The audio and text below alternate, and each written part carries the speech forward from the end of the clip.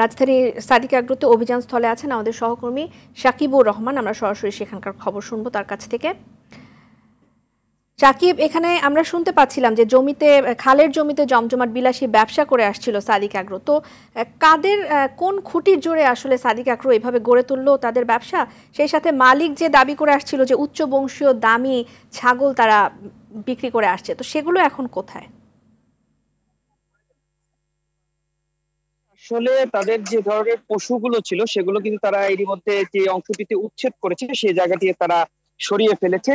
এই যে অংশটি দেখছেন উচ্ছেদে ভেঙে দেওয়া হয়েছে, এই জায়গাটিতে কিন্তু মূলত তাদের ছাগলের যে শেড গুলো সেই শেড গুলো ছিল সেগুলো কিন্তু সকাল থেকে তারা সরিয়ে নিয়েছে এবং সরিয়ে নেওয়ার পরবর্তীতে কিন্তু উচ্ছেদ অভিযান করেছে। যেহেতু এখানে জীবন্ত পশু রয়েছে সেক্ষেত্রে সেই সুযোগটি তাদেরকে দেয়া হয়েছে এবং পাশাপাশি যে সকল কর্মকর্তারা এখানে অভিযান চালিয়েছেন তারা বলেছেন যে এখানে যে সীমানা প্রাচীর করে দেওয়া হয়েছে, অর্থাৎ খালের যে জায়গাগুলো রয়েছে, খালের যে সীমানা সেই সীমানার ভিতরে যারই স্থাপনা থাকুক না কেন সবগুলো তারা ভেঙে দিবে। এই যে অংশ দেখছেন এগুলো ভাঙা হলে পরে পর্যায়ক্রমে কিন্তু এগুলো ধীরে ধীরে তারা খনন করবেন এবং লাউতলা খালের যে পানি প্রবাহ সেটি তারা ফিরিয়ে আনতে চান এবং বলেছেন যে যেহেতু এটি বড় একটি কাজ, চাইলে একদিন বা 2 দিনে শেষ করা যায় না, যার কারণে তারা ধাপে ধাপে কাজগুলো করতে চান।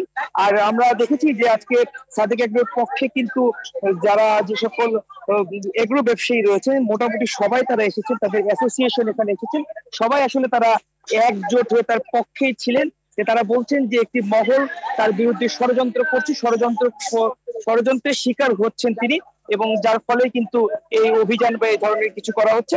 তবে আমরা যতটুকু জানতে পেরেছি যে এই যে জায়গাটি, এই জায়গাটির মালিক কিন্তু সাদিক এগ্রো না, তিনি এই জায়গাটি ভাড়া নিয়ে থাকতেন এবং ভাড়া নিয়েছেন জমি, কিন্তু জমি ভাড়া নেওয়ার পরে যে স্থাপনাগুলো সেই স্থাপনাগুলো তিনি করেছেন এমনটি আমরা জানতে পেরেছি। জমির মালিক বলেছেন যে তার যেহেতু নিজস্ব কেনা জমি এবং যেটি খালের অংশ নয়, যার ফলে তিনি বলেছেন যে তার কোনো জায়গা দখল করা নেই, যদিও আমরা দেখেছি যে এই জায়গাগুলো কিন্তু সীমানার ভিতরে ছিল, যার ফলে তারা এগুলো ভেঙে দিল। সব মিলিয়ে বলা চলে যে উচ্ছেদ অভিযান প্রায় শেষের দিকে।